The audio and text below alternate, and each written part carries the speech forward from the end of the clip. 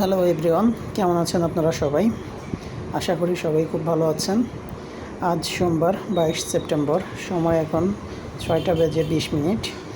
আজ আমার জার্নি শুরু হলো গুলশানের 35 নম্বর রোড থেকে।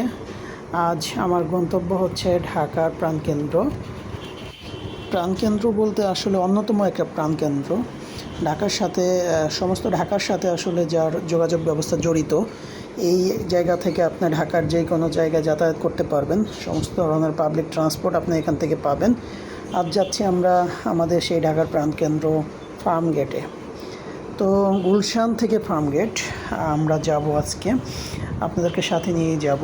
আপনারা আমার সাথে থাকুন, দেখতে থাকুন আমি গুলশান থেকে ফার্ম গেটে যেতে কতক্ষণ লাগে। আসলে এই রাস্তাটা খুবই জ্যামজটের, এত জ্যামজটের রাস্তা যে আগে এই রাস্তায় যেতে এতটুকু রাস্তা যেতে হয়তো বা 40, 45, 50 মিনিট সময় লেগে যেত। কিন্তু একটা সুখবর হচ্ছে, বর্তমানে বিজয় সরণির যে সিগন্যালটা, সেই বিজয় সরণির সিগন্যালটা একটু ম্যানেজমেন্টটা খুব ভালোভাবে করতেছে। ওইখানে একটা রাস্তা বন্ধ করে দিয়ে একটা ইউটার্নের ব্যবস্থা করেছে। এই কারণে আসলে মোটামুটি অল্প সময়ে চলে যাওয়া যায়। তো দেখি, চলুন আজকে কত মিনিটে গুলশান থেকে ফার্মগেট যেতে পারি। তো আমি বনানী ব্রিজ পার হওয়ার সাথে সাথেই দেখলাম যে বনানীর 11 নম্বর রোডে এত পরিমাণ জ্যাম। আসলে এই 11 নম্বর রোড পার হইতেই আমার 10-15 মিনিট সময় লেগে যাবে। সো আমি আর রিস্ক নিলাম না, আমি চলে গেলাম ভিতর দিয়ে, অলিগলির মধ্যে দিয়ে। আসলে অলিগলি বললে ভুল হবে, ভিতরের রাস্তাগুলো দিয়ে। পুরান ঢাকার যদি আপনি এই রাস্তাগুলো দিয়ে ঘুরেন তখন আপনি এটাকে বলবেন অলিগলি। আর এখন যেহেতু আমি বনানী দিয়ে ঘুরতেছি, তাই এটাকে আসলে অলিগলি বলা যাবে না, এটা আসলে বড় লোকের এলাকা। তো এখানে নামগুলো একটু বড় লোকই নাম দিতে হবে। যাই হোক, এই রাস্তাগুলো সবগুলোর এক একটা নাম্বার আছে। সব থেকে ভালো কথা হচ্ছে এইটা। তো আমি বনানীর 11 নম্বরে না ঢুকে বাম দিক দিয়ে ঢুকলাম। আমি হচ্ছে চেয়ারম্যান বাড়ি দিয়ে বের হব। চেয়ারম্যান বাড়ির কাছাকাছি আমি চলে আসছি। ডান দিকে গেলেই চেয়ারম্যান বাড়ি, আমি এখন ডান দিকে ঢুকবো। চেয়ারম্যান বাড়ির এইখানের রাস্তাটা খুবই ফাঁকা ছিল। আসলে অল্প সময়ে চেয়ারম্যান বাড়িটাও আমি পার হয়ে গেলাম। চেয়ারম্যান বাড়ি পার হলেই আমি মেন রোডে উঠে যাব।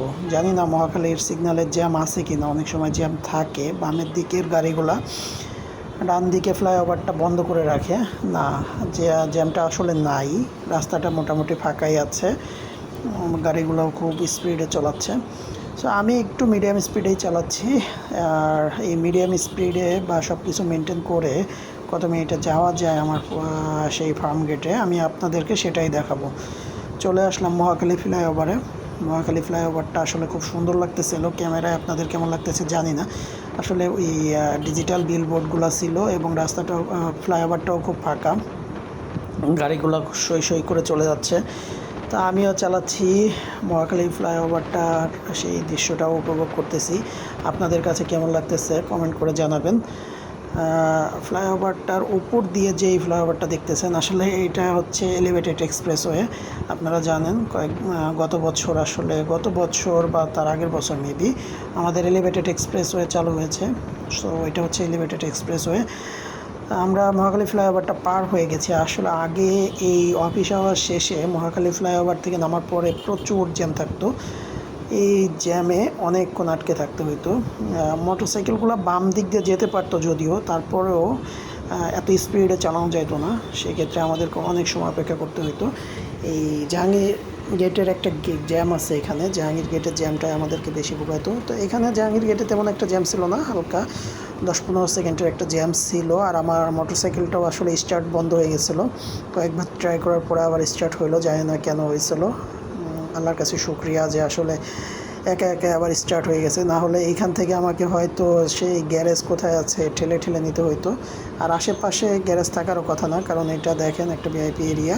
ডান দিকে হচ্ছে বিমান বাহিনীর অফিস, আর বাম দিকে হচ্ছে আমাদের সেই প্রধানমন্ত্রীর কার্যালয়। আসলে প্রধানমন্ত্রীর কার্যালয় না, এটা বর্তমানে হচ্ছে প্রধান উপদেষ্টার কার্যালয়। বাম দিকেই হচ্ছে প্রধান উপদেষ্টার কার্যালয়। দেখেন এই যে হচ্ছে গেটটা। এখানকার সিকিউরিটি অনেক অনেক হার্ড। এখানে সবাই এসএসএফের সদস্যরা এখানে গার্ড দেয়। সো যাই হোক, আমি আগাতে থাকি। আমি আগালাম জাহাঙ্গীর গেটের পার হওয়ার পরে, আসলে বিজয় সরণির সিগন্যালের যে মেন জ্যামটা, সেই জ্যামটা এইখান থেকে শুরু হইলো। এতক্ষণ আসলে ফাঁকাই ছিল, এই পাম্পের সামনে থেকে আসলে জ্যামটা শুরু হয়েছিল। তো কিছুক্ষণ অপেক্ষা করার পরে জ্যামটা ছেড়ে দিল আর আমিও টান দিলাম আবার। এবার চলে আসলাম আমাদের সেই ফার্ম গেটে। আসলে আর কোনো জ্যাম নেই, আসলেই খুব অল্প সময়ে চলে আসলাম। গুলশান থেকে আসলে আমার এই পর্যন্ত আসতে টোটাল সময় লাগলো হচ্ছে 25 মিনিট, আগে যেটা লাগতো 50 মিনিট। তো ধন্যবাদ সবাইকে আমার সাথে থাকার জন্য। আল্লাহ হাফেজ।